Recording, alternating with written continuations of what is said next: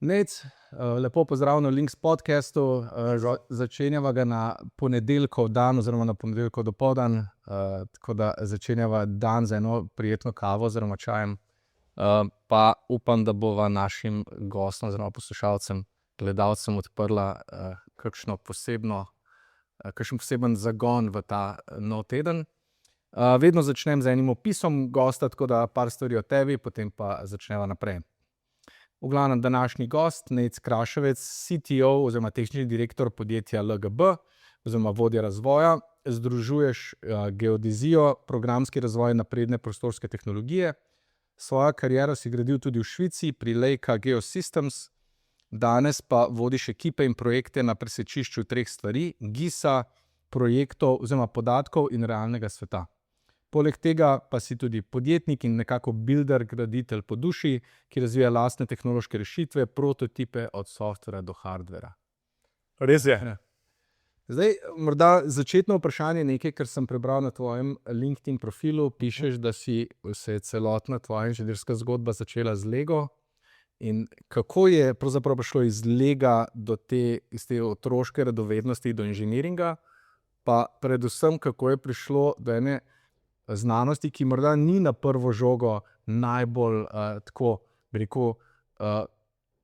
privlačna tehnološkim navdušencem, kot je geodezija. Ja, v bistvu tako bom rekel, kot tista otroška radovednost Lego kocke začne z nekimi majhnimi koščki in takrat začne delati domišljija. Kaj bom s temi koščki ustvaril? In v bistvu začneš nekaj ustvarjati, nekaj po svoji domišljiji, nekaj vidiš cilj, kam bi rad prišel. Vmes ugotoviš, da do tega cilja boš mogel narediti še par iteracij naprej, pa mogoče tudi kakšen korak nazaj. In to je vse en tak del izkušnje grajenja enega sistema. In podobno je pa tudi recimo, ko sem dobil prvi računalnik. Spet, takrat še ni bila recimo dobra interneta, to je bil Windows 95, oziroma se je internet začel počasi pojavljati. Takrat sem imel ene take manjše koščke na računalniku, malo si govoril s kolegi, sodelavci, sošolci, kakorkoli. In počasi spet gradil na isti način, kot si gradil Lego kocke. To pomeni, začneš z majhnimi koščki, domišljija začne delati, kaj bi lahko ti s tem naredil, kaj bi lahko nekaj sprogramiral. In kako to pol iterativno ugotoviš, da se izboljšuješ. Podobno je pa tudi v bistvu v samem poslu. Kako pa današnji otroci ali pa mladina, misliš, da imajo tako izkušnjo, kot smo mi imeli? A so Lego kocke še vedno tukaj, ali pa računalniki so danes narejeni, da vse deluje? A je ta izkušnja slabša ali boljša za nove generacije?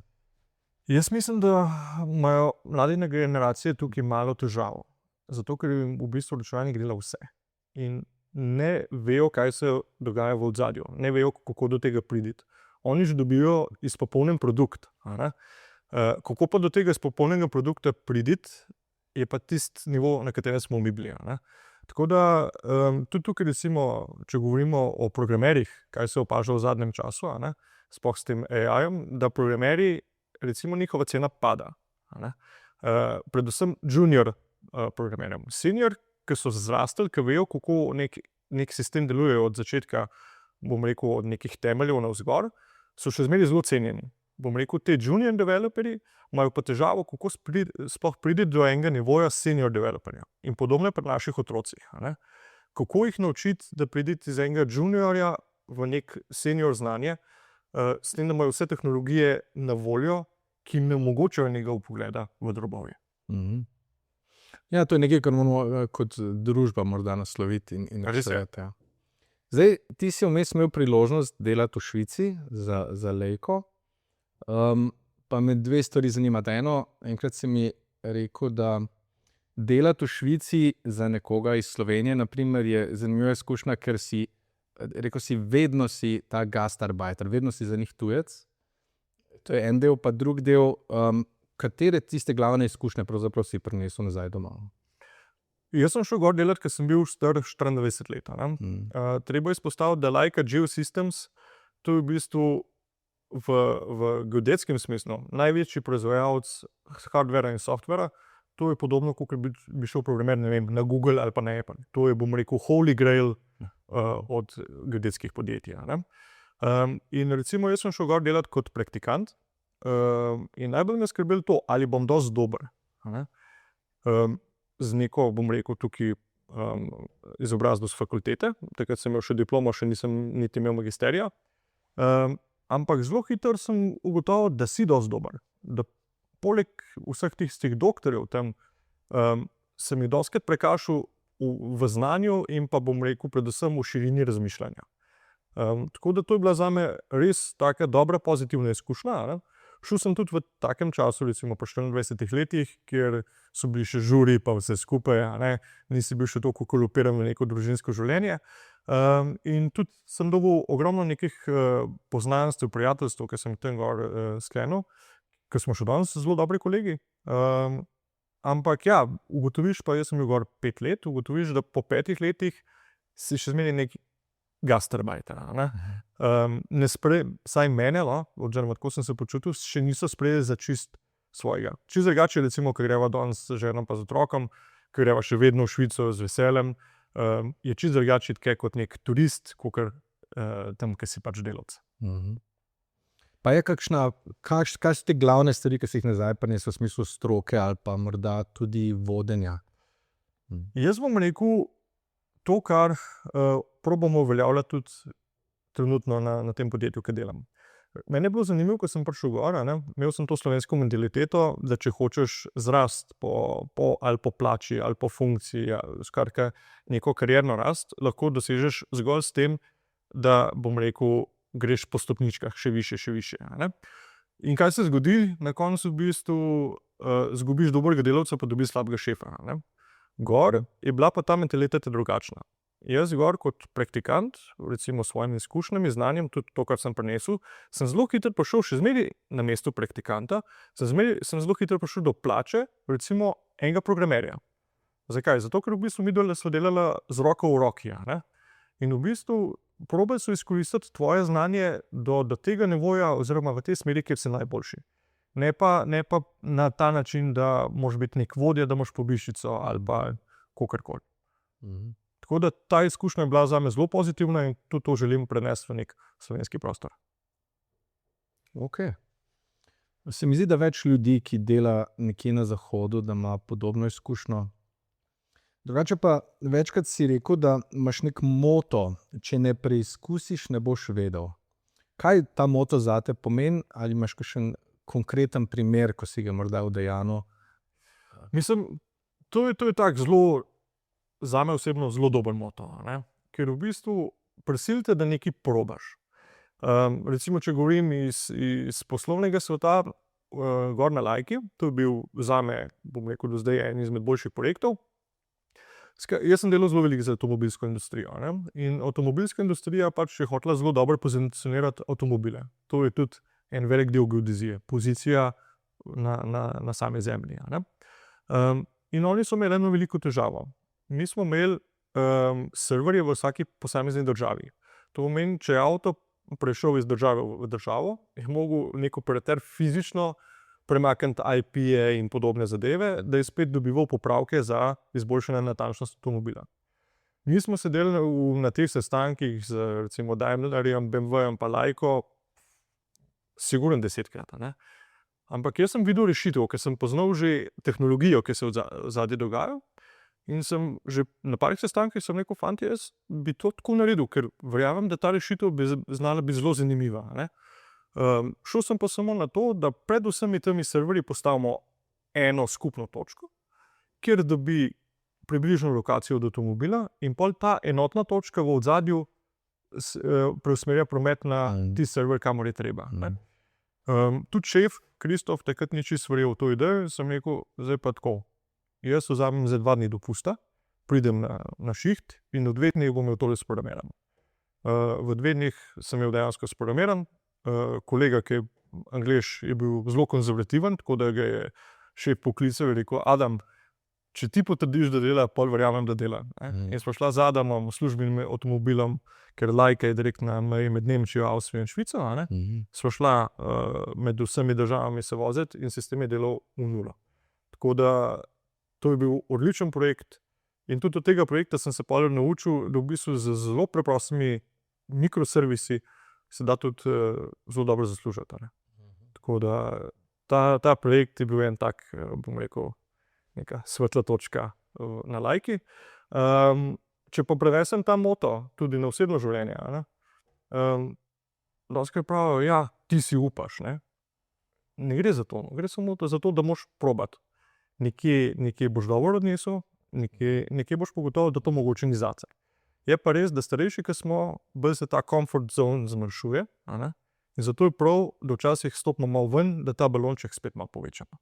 Pa povečamo, Ja, to deluje, to me spominja na podjetniške vrednote ali pa na vrednote vseživljenjskega učenja, ki jih ti pa zelo močno daješ v ta svet razvoja ali pa morda tudi življenja. Ok, če stopa korak nazaj, geodezija. En del vprašanja zakaj, ampak preden bi odgovoril zakaj, kaj sploh s tvojimi besedami je geodezija? Večina ljudi sploh ne ve zares, kaj to je, pa kaj vse predstavlja. Res je. Če vprašaš povprečnega posameznika, kaj je geodezija, bo rekel, to je človek, ki stoji tam ob cesti in meri neke mejnike, ne. Bom drugače rekel. Najbrž nisem študiral 4 leta srednje šole pa 7 let fakultete, zato da bom tam na instrument pritisnil pa nekaj meril. Geodezija je v bistvu zelo matematična veda. Gre pa za vedo o merjenju po postavljanju nekih matematičnih modelov za celotno Zemljo. Recimo tudi to, da vsi uporabljamo Google Mapse, primer. In tam noter, če pogledam jaz kot strokovnjak, vidim ogromno geodezije. Vidim to, da se mi pokaže lokacija. To, da se pokaže lokacija, pomeni, da dobim neke signale iz satelitov. To, da pa vem, kje je ta lokacija na Zemlji, celotna ta matematična struktura med satelitskimi opazovanji, relacija Zemlje, koordinatnimi sistemi, časovni sistemi, tukaj je vse geodezija odzadaj. Brez geodezije in pa matematike, ki jo je geodezija razvila, teh sistemov ne bi imeli. In pa geodezija je pol tudi veda o merjenju. Tukaj je treba biti, mi geodeti smo zelo občutljivi na neke meritve, na natančnosti. Dostikrat ljudje pravijo, kako je mejnik 5 cm levo pa desno. Ja, tudi Zemlja se premika, tektonika, to je tudi del geodezije. Plošče grejo skupaj, kar pomeni, da grejo plošče skupaj, pomeni, da se vse skupaj premika. In to geodezija vse upošteva. Kako pa lahko natančno delaš, če se nekaj premika? Kako lahko natančno zagotavljaš? Tukaj gre za ogromno nekih modelov. Nikoli ne moreš biti točen. Ne moreš reči, to je točno tukaj. Lahko rečeš, to je tukaj z neko toleranco, z nekim odstopanjem. Tako da to podelamo vse preko modelov. Recimo, čist primer, Japonska. Japonska ima praktično nov koordinatni sistem na vsaki 14 dni. Se enostavno toliko premika, da je treba uveljavljati novo realizacijo koordinatnega sistema. Tudi recimo takrat, mislim, da je bilo 4-5 let nazaj, ki je bil potres na Japonskem, takrat se je celotna plošča premaknila za 2 metra. Kar mi pomeni veliko dela za geodete. Absolutno. Kaj pa bi rekel, da je zate najbolj mind-blowing stvar, ki je v zadnjih letih se zgodila v geodeziji ali pa v GIS-u? Tukaj bom šel bolj na IT-ovsko sfero. Geodeti zajemamo ogromne količine podatkov. To so recimo zajem z dronom. Z dronom se zajema res velike površine, iz teh posnetkov se dobivajo oblake točk in podobne zadeve. Pol imamo lasersko skeniranje. Pol imamo recimo zdaj ogromno projektantov, tudi vi se s tem ukvarjate, izdeluje BIM modele. To so načeloma tudi velike količine podatkov. Pol imaš tukaj neke meše, neke trikotniške mreže. To pomeni, to je vse neka virtualna resničnost. In kaj je bil en tak preskok, ki se zdaj dogaja v zadnjem letu, res v zadnjem letu eksponentno, je kako prikazati vse te podatke v nekih browserjih, kar pomeni, da uporabnik ne rabi naložiti novega programa, nekega novega softvera, ampak samo v URL tipka nek naslov in vidi vse na eni platformi. In tukaj vidim en tak velik preskok, ker to postavlja temelje za celoten cikel gradnje nekega objekta. Ali so to nizke gradnje ali visoke gradnje. Ampak recimo življenjski cikel gradnje je dejansko projektiranje, gradnja, pol v bistvu kot izkoriščanje pač tega objekta za življenje ali kakorkoli, in pa pol na koncu tudi razgradnja tega objekta. Ne. In tukaj zdaj s temi platformami, predvsem v 3D GIS-ih, prihajamo v tem, da bomo lahko prisotni v celotnem ciklu gradnje. Recimo, vi ste tukaj prisotni pri projektivi. Če gledamo primer gradbeništva, neke zametke se že uveljavljajo, ne? Da imaš model terena, ki je ta trenutek, in pa projektiran model terena, vmes pa v bistvu, da stroj ti sam koplje. Tega v tujini že zelo veliko, sploh za kakšne nizke gradnje, avtoceste, železnice. Slovenija je tukaj še malo majhna, pa mogoče malo konzervativna, ampak če gledaš projekte na Kitajskem, tam stroji praktično že delajo sami. Tudi če gledaš recimo enega največjega proizvajalca gradbene mehanizacije na svetu, CAT ali pa Volvo, že v bistvu vzpostavljajo sisteme najema operaterja, kar pomeni, da imaš ti fizično bager na terenu, ker operaterja rabiš samo par ur na dan, in ga ti najameš iz pisarne, ker ima operater v pisarni več ekranov, s kamer, in on za tisti trenutek, ki ga ti rabiš, skoplje nek jark. In nadzoruje več strojev. Nadzoruje več strojev hkrati. Tako, to se zdaj dogaja, tukaj so preskoki. In tukaj vse vidim nek 3D GIS.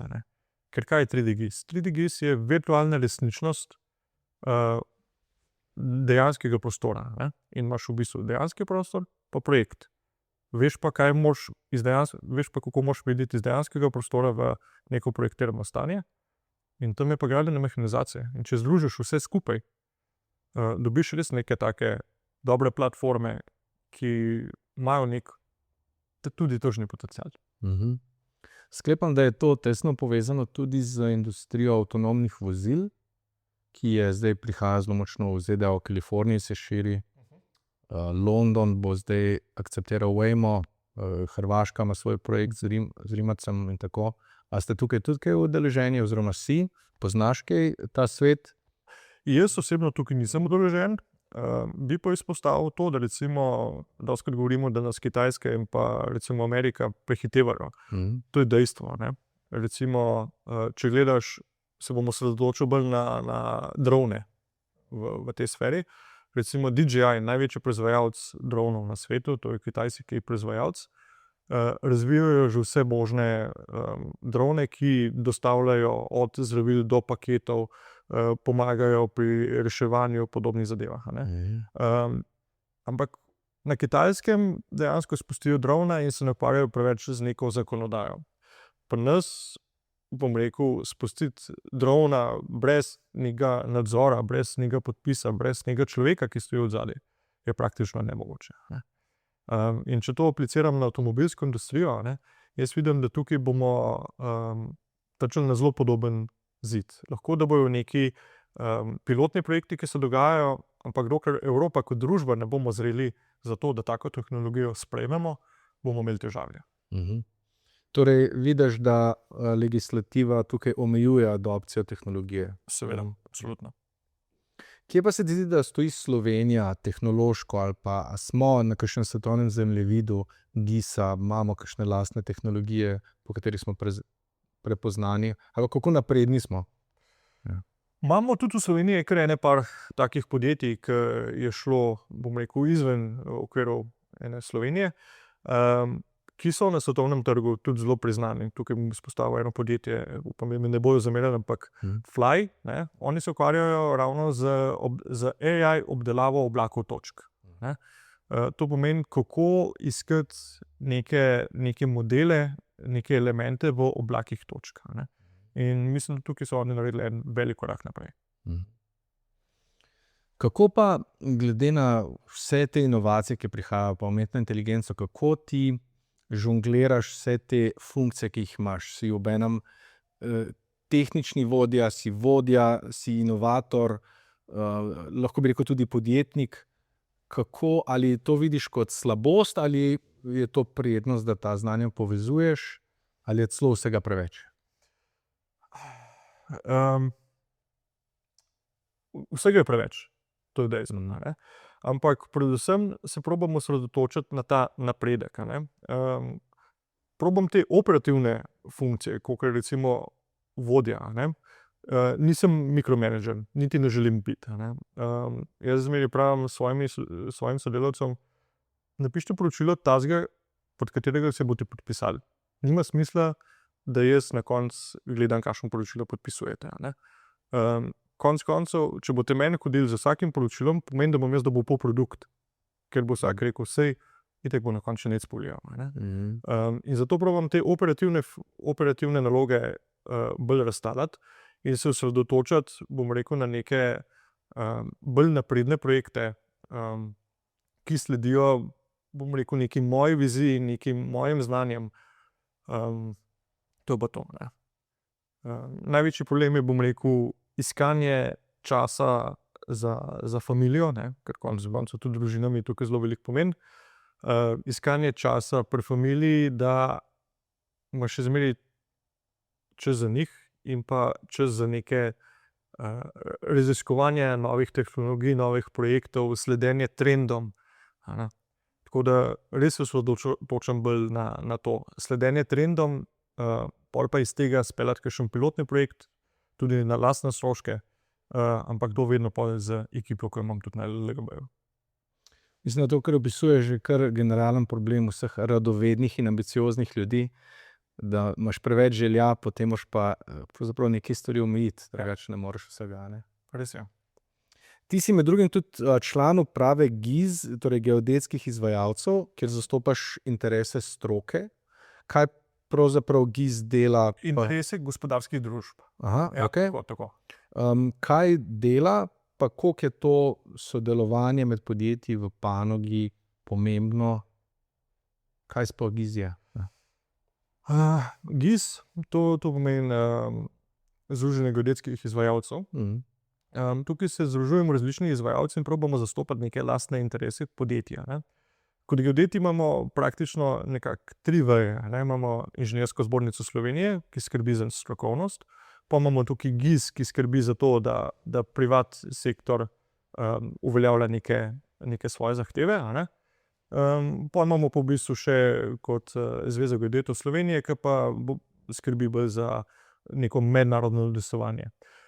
In GIZ na tem mestu skrbi predvsem za to, da bi se podjetja čim bolj povezovala med sabo, da imamo neko svojo plačilno politiko, da probamo dobiti neke nove projekte, da razmišljamo izven nekih klasičnih geodetskih nalog oziroma storitev, ampak da probamo res priti na nek širši način, na družbeno pomemben način.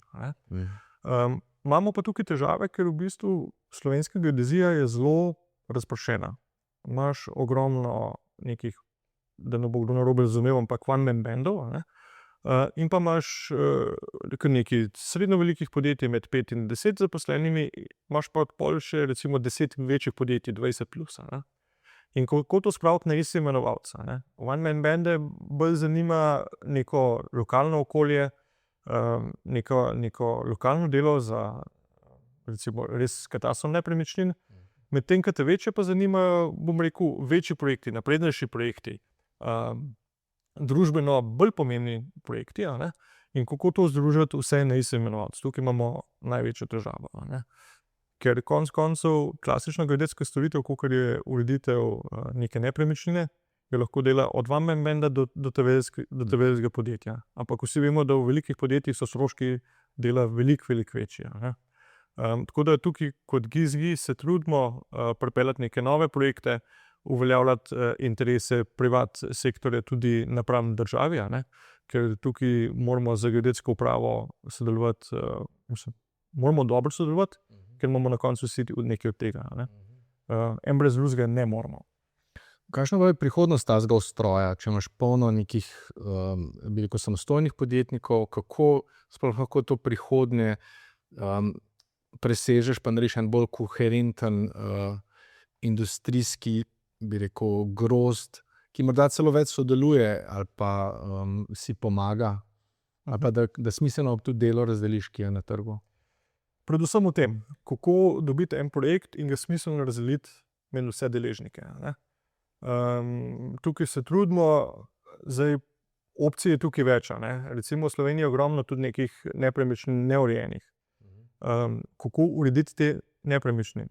Ker konec koncev, če gledamo družbeno zadevo, če imaš urejene nepremičnine, pomeni, da je tudi lahko davek pravičnejši. Recimo danes, kar se dogaja, pa nočem iti preveč v detajle, ampak ogromno nepremičnin nima lastnikov, ne ve se, kdo je lastnik.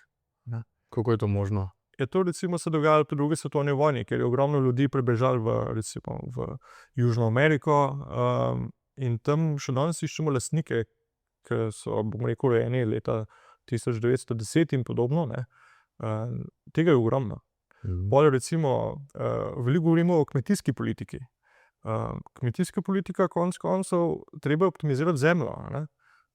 Če gremo gledati primer Cerkniško polje, tam so kmetijske parcele široke 4-5 metrov. Ne. Tukaj ne moremo govoriti o neki dobri kmetijski politiki, če je na bom rekel, območju, kjer v tujini imajo eno njivo, jih imamo tukaj 1000 manjših nivov. Tukaj bi bilo treba iti na neke postopke komasacije. Ne. To pomeni ureditev in združitev vseh teh zemljišč. Tako da tukaj je tudi geodezija prisotna. In to so pa zadeve, ki se trudimo tudi kot GIZ-GI, kjer bi lahko združili več teh deležnikov. Ne. Od tistih, ki vodijo upravne postopke, do tistih, ki dejansko merijo na terenu. Je pa tukaj zmeraj potrebna politična volja. Si predstavljam. Zdaj, z večjimi, bi rekel, gosti, tukaj Links podcasta smo ugotavljali, da je ena izmed glavnih ozkih grl našega stanovanjskega problema ravno zemljišča in politika, ki je s tem povezana, in zakonodaja. Ali lahko tukaj geodezija pomaga pri reševanju tega problema? A se tebi zdi, da je dovolj zazidljivih zemljišč? In kje ti vidiš omejitve tukaj, da bi to ozko grlo, rešitve, da bi te omejitve lahko zmanjšali?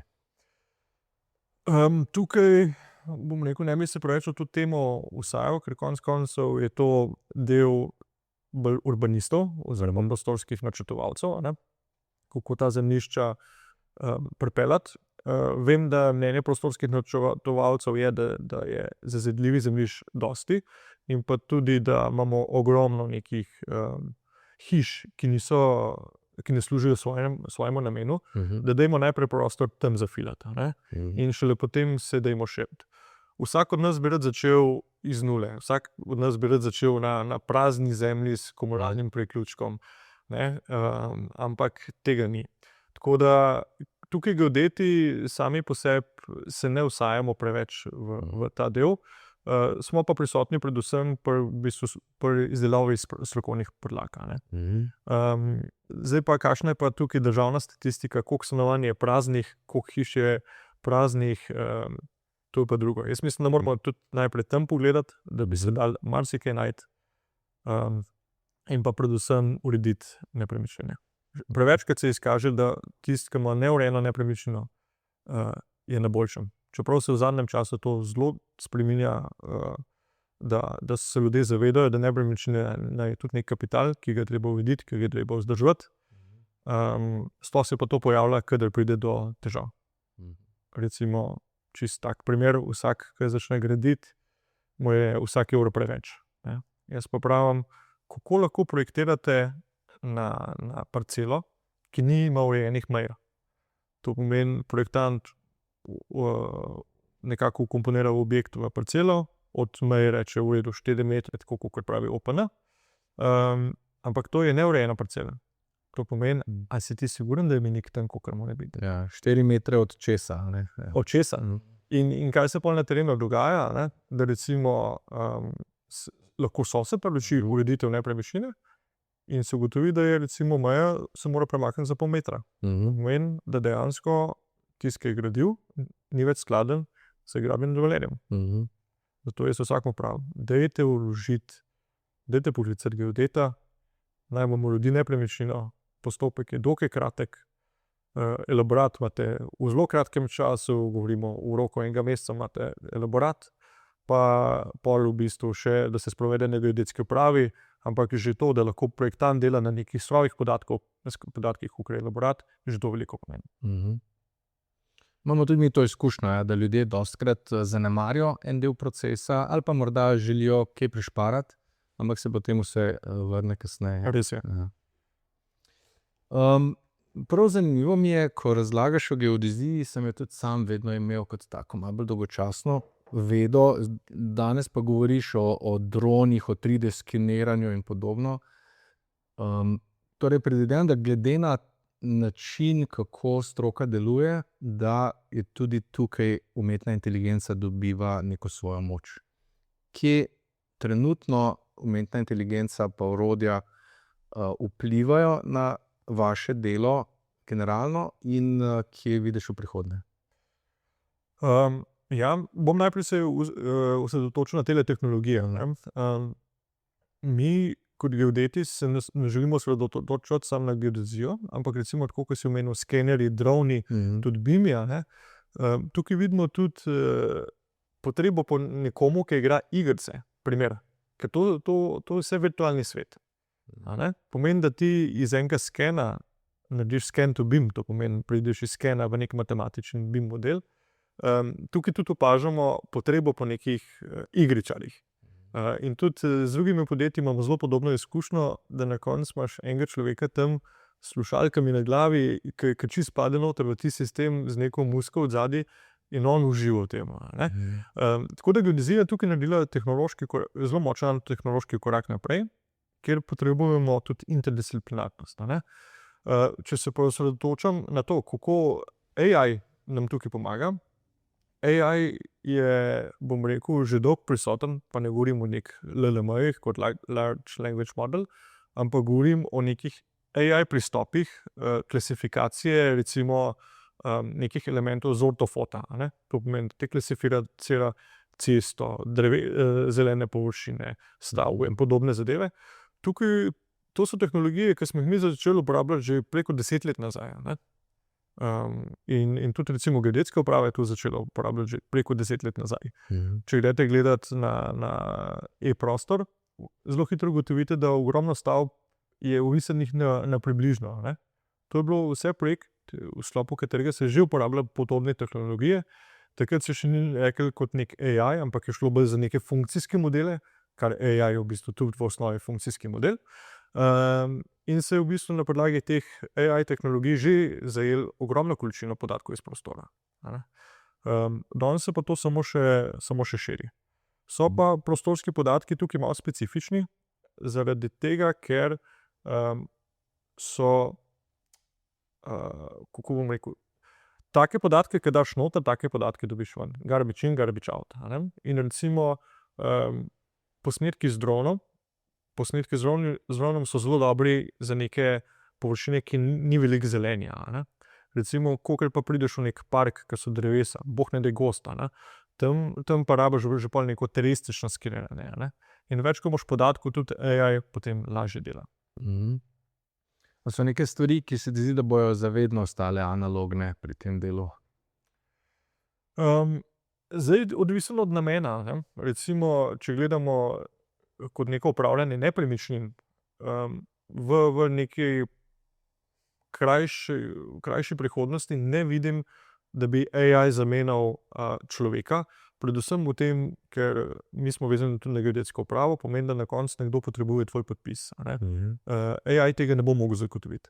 Če pa gledamo neke elemente, ne vem, recimo vzpostavljanje generalnih dejanskih rab, to pomeni, kje so gozdne površine, kje so zelene površine, kje so vodotoki, kje je recimo poplavljanje, takrat med poplavami, kjer pa rabiš ti neke zanesljive, ampak do zanesljive podatke, ne pa, da greš res v detajle, bo pa AI prevzel celotno vlogo. Zdaj, sklepam, da si ti ljudje se mi zdi, se delijo na dva dela. Eni so tisti, ki se AI majčkeno bolj bojijo, eni so pa ti, ki preizkušajo pa skušajo iti majčkeno bolj na rob. In prej si omenil, da legislativa je en izmed teh glavnih zaviralcev, pa se mi zdi, da si zdaj podobno tudi omenil, da je legislativa, ki je v bistvu za Evropo na čelu. A je to ena izmed tvojih večjih frustracij, so v tej industriji stvari, ki so še bolj veliko omejujoče pa frustrirajoče? Kaj te najbolj frustrira v v svoji industriji? Predvsem to, da zdaj ne vem, ali je to samo slovenski prostor, nepovezovanje podjetij med seboj. To. Recimo, če gledaš, jaz probam gledati širše, a ne. Če se osredotočamo samo za neko upravljanje nepremičnin, tam dejansko smo sami sebi zadosti. Če pogledamo širše, pomeni avtomobilska industrija, bom rekel, tudi kakšna logistika, a ne. Pol recimo tako kakor na Kitajskem oziroma v Ameriki, da v bistvu imaš to-door dostava, a ne, z nekimi droni in podobnimi zadevami, a ne. To so projekti, ki me veselijo, ne. Ampak tukaj imamo predvsem neke pravne omejitve, a ne. In tukaj jaz mislim, da to je nek zaviralec razvoja, ne. Moramo se moramo se odločiti, ali bomo šli zakonodajno tako, kot smo šli do zdaj, a ne, ker zelo veliko stvari omejujemo, tudi tehnološko, ali bomo mogoče na kakšnem segmentu bolj odprti in probali zadevo spraviti na nek drug nivo. Ker drugače bomo ratali pač enostavno, ne bomo konkurenčni, no, proti celotnemu svetu govorim. Ja, saj enako problem v drugih industrijah, kjer vidimo, da nas potem ZDA ali Kitajska prehitijo po levi, in pogosto je regulacija ta sokla, ki jo imamo, in hkrati to ščitno, ampak Če pogledam tudi neko industrijo, primerno, ne, recimo v industriji, ki bi rekel, v redu, se odsvanimo zdaj neke pravne zadeve, gremo v industrijo, kjer je to, bom rekel, svoj zaprt ekosistem, ne. Tam pa veliko naletiš na to, da tudi industrija ima zastarele informacijske sisteme, kjer recimo ne omogočajo nekega povezovanja, a ne. Tudi, bom rekel, kakšne skade, a ne, in podobne zadeve. Veliko govorimo tudi o elektrifikaciji Slovenije, pa recimo presežek solarnih elektrarn, a ne. Če gledate borzne cene, dinamične cene, torej borzne cene elektrike sredi poletja, so te cene včasih tudi negativne, a ne. Kako to spraviti, bom rekel, v nek sistem, da takrat, ko so cene pač negativne oziroma ko je presežek elektrike, kako takrat vklopiti, ne vem, bojlerje po stanovanjih ali pa podobne zadeve, ne. In če grem na neko industrijo, to je lahko od števcev do bojlerjev, do ne vem česa, vsi imajo nek svoj ekosistem, vsak ima svojo aplikacijo, a ne. In dostikrat ne omogočajo neke zunanje integracije. In s tem se tudi geodeti zelo pogosto soočamo, predvsem pri upravljanju stavb, a ne. Prideš do neke industrije in jim rečeš, evo, zdaj pa vam mi vzpostavimo nek modul, nek 3D GIS, boste imeli v življenjskem ciklu tega objekta, boste lahko takoj videli, kje filtrirali mi vse gasilne aparate, ki jih moram recimo servisirati v naslednjem letu, a ne. In da bi iz tega že takoj ratal neko naročilo, a ne. Ampak na koncu ugotoviš, da za to rabiš še nek dokumentni sistem, se povezan z nekim nabavnim sistemom, tam pa trčaš na nek zid. Pol je pa zelo odvisno od politične volje enega podjetja, ali so pripravljeni prehandlati sistem, ali so pripravljeni financirati obstoječ sistem, da ga nadgradijo, da v bistvu ustvarjajo neko dodano vrednost in optimizacijo na svojih podatkih. Noro se mi zdi, ko tako razlagaš, na koliko področji se dotika vaše področje, tako generalno, kar mora biti pol tudi zanimivo kot vodja pri iskanju novega kadra. Sklepam, da mladi to vidijo, sploh tisti, kako iščeš kako iščeš nove inženirje, kako jih najdeš, s čim jih privabiš? Ravno s tem, ko jim probam razložiti, kakšna je širina geodezije, ne. To recimo, velikokrat sem prisoten na kakšnih fakultetah, že na srednjih šolah zelo veliko delam na tem, tako da tudi srednje šole, pol, ko pridejo na fakulteto, pridejo k nam, a ne. Predvsem pa na kakšnih teh open source konferencah. Teh je zmeraj več in tam pridejo neki navdušenci nad prostorskimi podatki, ker sploh ne vejo, da delajo v segmentu geodezije, ampak oni delajo s prostorskimi podatki, a ne. Tako da predvsem na nekih takih konferencah, teh je tudi v Sloveniji vedno več. Ena taka zelo zanimiva je GeoDev, to je v bistvu taka popoldanska konferenca za 2-3 ure, kjer se predstavijo mladi inženirji s svojimi projekti. To recimo od satelitskega spremljanja bom rekel, nekih gozdov, da jih recimo, ne vem, napadalo badar ali pa podobne zadeve, do nekih 3D modelov, do neke segmentacije z AI-om, ampak to so res kadri, ki se navdušujejo nad to tehnologijo, in tam res vidiš nek žar v tehnologiji, katero uporabljam. Kako pa ti ločiš povprečnega inženirja od vrhunskega? A imaš kakšen sistem ali je po občutku? Ponovadi je ta gut feeling. No. Težko bi rekel, da po nekih, ne vem, CV-jih ali kakorkoli. Tudi zadnjič sem se pogovarjal, imamo enega mlajšega programerja, pa sem mu dal par CV-jev za prebrati. In je zelo hitro prišel do mene in rekel, zdaj vidim, da na CV-ju tiste izkušnje nič ne pomenijo, pomeni tisto, če imaš nek svoj portfolio, na katerih projektih si delal, kaj te dejansko zanima, in tam vidimo, ali je človek tudi primeren za nas. Danes ti že AI naredi popoln CV. Ja. Ampak na koncu pa človeka zelo hitro spoznaš, ki ga dobiš v pisarno ali pa remote ali kakorkoli. Zelo hitro vidiš, a žari v tistem, bom rekel, sjaju borbe, ki govori o nekem pilotnem projektu, ki je delal, in tam hitro spoznaš človeka, ali je to, kar rabiš ali ne. Ok, še malo za zaključek. Najprej generalno vprašanje, kje ti vidiš svet gradnje in prostora čez 10-15 let? Kaj bo drugače kot danes? Tukaj nočem biti preveč negativen, ampak treba je ločiti Slovenijo z nekimi večjimi državami. Recimo v Sloveniji, če geodeti, recimo imamo že preko 10 let, imamo sistem nadzorovanja strojev. To pomeni, da recimo buldožer, ki gre, ali pa grader, ali pa kdorkoli, da ga geodetski instrument nadzira in mu nastavlja, kako naj žilico premika. Lahko preštejem število podjetij, gradbenih podjetij v Sloveniji, ki to uporablja na prste ene roke.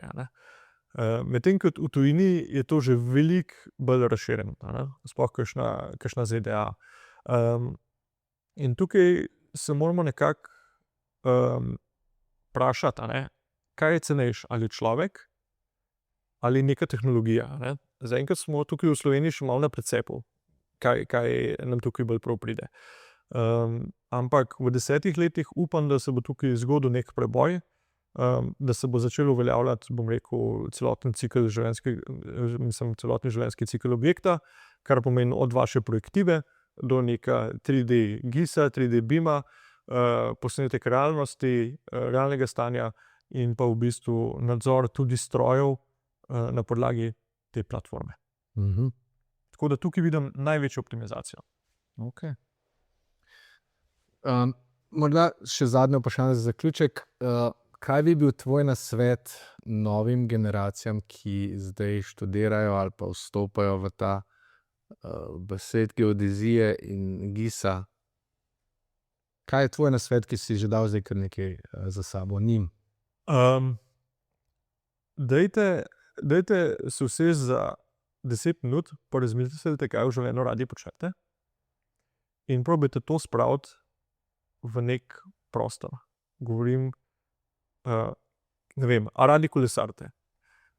Dajte si sprogramirati neko karto, kje ste že vse kolesarili. Dajte spodbuditi to razmišljanje, kako pripeljati nek produkt naprej. Vse je povezano s prostorom. In te tehnologije, kakor so neke spletne karte, naredi že AI takole, samo moraš imeti neko idejo. In to lahko narediš v pol ure, v 1 uri. Ampak iz tega bojo hitro videli, kaj je vse povezano s prostorom. Geodezija je res močno povezana s prostorom. In če bodo razvili 2-3 take prototipe, ki jim bo tudi v ponos, ki bojo tudi znali uporabljati in bo videli dodano vrednost, bojo zelo hitro videli, da je lahko to njihova smer. Zanimivo. Nejc, hvala za povabilo. Obisk. Mislim, da si zelo dobro popotnico dal, ali pa tudi promocijo pravzaprav geodeziji kot smeri ali pa prostorski informatiki prihodnje. Tako da po mojem tudi sodelavci, ki delajo s tabo, po mojem lahko rečejo, da Vsaj meni je to tako zanimivo, ko si povedal, da če bi bil spet mlad, bi morda pa premislil tudi o tej smeri študija. Hvala za obisk, pa srečno pri delu. Hvala lepa.